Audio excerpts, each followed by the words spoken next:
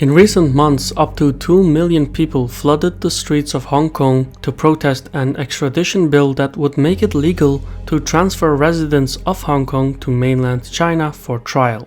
Although the issue has been brewing since February when the bill was proposed, the situation reached a tipping point in June and is still ongoing. Still curious, China has refrained from intervening Tiananmen-style. So, what does Beijing want from Hong Kong? I'm your host Shivan and welcome to Caspian Report. Before we continue, special thanks to today's sponsor, Throne, Kingdom at War. If you enjoy the lore of Game of Thrones and the gaming mechanics of Diablo or Final Fantasy, Throne is ideally suited for you. It's a free-to-play web browser game with millions of players. You don't need to download or install anything. Just go to the link in the description, build up your castles and towns, call on your bannermen, and claim what is rightfully yours. It will help out our channel.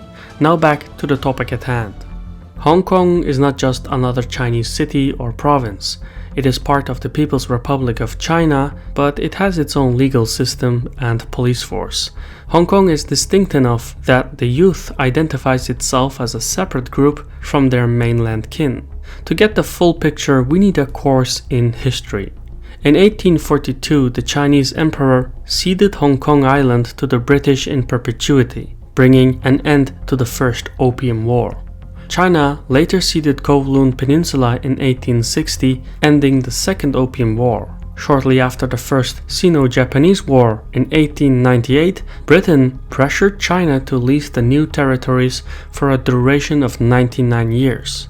Collectively, the concessions make up what is modern Hong Kong. And if it were up to the British, they would never have returned it to China.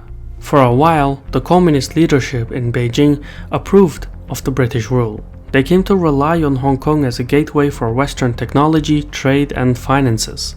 Since the city-state was better integrated into the global economy than the mainland, Hong Kong could do business under more flexible rules.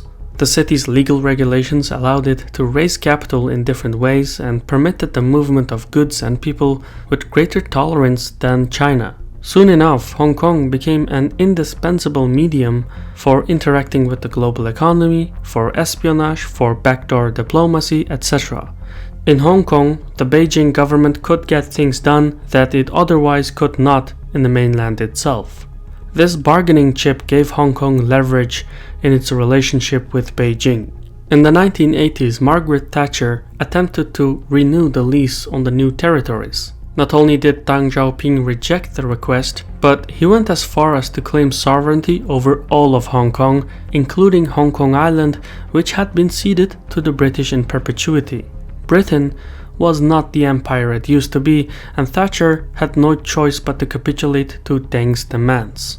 Under the handover agreement, British Hong Kong would return to China in 1997. Part of the arrangement was that Hong Kong would retain its legal system, borders, and government for the next 50 years. And just like that, the one country, two systems principle was invented. However, Britain had failed to introduce a working democratic system in Hong Kong before the handover, leaving the city with a political organization that combined limited democratic elections with a powerful chief executive that was appointed by a council of political and business elites. Hong Kong was an oligarchy. At the time, however, the local government looked to its economic weight as an assurance that its autonomy would be respected. In 1993, for example, Hong Kong's economy equaled to 27% of China's GDP. But any egalitarian agreement where one side outnumbers the other's population by nearly 200-fold is doomed to fail. Hong Kong's supposed autonomy was always going to depend on Beijing's will to uphold it. At around the time that China assumed sovereignty over Hong Kong, many state enterprises were liquidated and their assets sold to private investors. As China accelerated its privatization program, cities like Shanghai, Guangzhou, Shenzhen, Tianjin, and others developed rapidly. Meanwhile, Hong Kong's share of China's GDP took a nosedive to the current 2.9%. As soon as Hong Kong's economic weight diminished, Beijing started chipping at the city's autonomy by exploiting the faulty government structure. The electoral process increasingly excluded anti-Beijing parties and candidates until eventually the city's political and business elite switched allegiances to Beijing.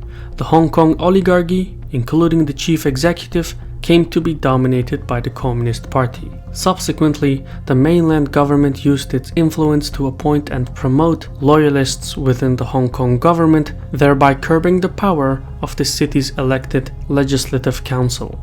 The process thus far had been the easy part. Assimilating Hong Kong's population was going to be a whole lot more complicated. Britain had ruled Hong Kong for 156 years. The local culture revolved around a different set of values from those under the communist mainland. Residents of Hong Kong expect the right to criticize and innovate while embracing their Chinese and Western customs. A study by Hong Kong University's Public Opinion Program found that the youth of the city doesn't even identify as Chinese.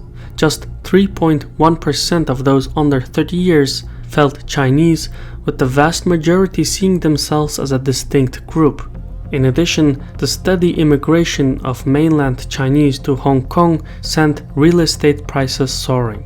Driven by demand from mainland buyers, Hong Kong's property barons nearly doubled home prices between 2009 and 2013. As tensions developed between local residents and their mainland kin, public discontent grew. Anti-government protests were inevitable, and Beijing assumed as much. In the last few years, numerous Hong Kong activists have been abducted, lawmakers have been removed, foreign journalists have lost their visas, and anti-communist lectures have been shut down. Several of these events triggered mass protests in Hong Kong, but only once, in 2013, did Beijing back down. Every other time, Beijing shrugged and waited for the momentum to wane, including in the 2014 protests when about 500,000 people occupied central Hong Kong. The result for the current movement is likely to be the same. On the other hand, if this level of unrest had taken place in any other Chinese city, the state would have repressed it without reservations. Beijing's restraint shows that the principle of one country, two systems remains very much alive. However, the very thing that makes Hong Kong a valuable asset also makes it an extraordinary danger. The Made in China 2025, which we covered in a previous report, seeks to transform the mainland economy from the top down. Such drastic reforms are bound to trigger social upheavals across the country. As a precautionary measure, the Communist Party ceded political power to President Xi Jinping with the hope that he will steady the ship. In doing so, Xi has systematically purged political opponents and made it legally possible for him to govern indefinitely. No leader since Deng Xiaoping has held this much political power, and the country has become more repressive as a result. Hong Kong, however, is not fully under Beijing's control, and the cabinet of Xi fears that the city could act as a Trojan horse while the Made in China reforms shake up the socio-economic status quo in the mainland. As such, Xi needs complete control as his government enacts the coming nationwide reforms, otherwise he risks another perestroika and glasnost, which cost the Soviet leadership dearly. Thus, China's objective is to retain Hong Kong's commercial value while limiting its political influence. Beijing cannot allow Hong Kong to become a platform for political dissidents, uncooperative conglomerates, media tycoons, and so on. Hence, the recently proposed extradition bill. Eventually, Beijing will win the battle for Hong Kong, just as it has nearly every other time when it decided to flex its authority. That said, President Xi has a strong incentive to preserve the facade of self-rule in Hong Kong. Foremost, the city is the financial interface between China and the world. Plus, at the backdrop of the Chinese-American trade war, Hong Kong's regulations are useful for those seeking to circumvent US tariffs and import restrictions. Secondly, China will want to apply its experience in integrating Hong Kong to bring Taiwan into the fold. Using force excessively and blatantly infringing upon Hong Kong's autonomy would set a dreadful precedent.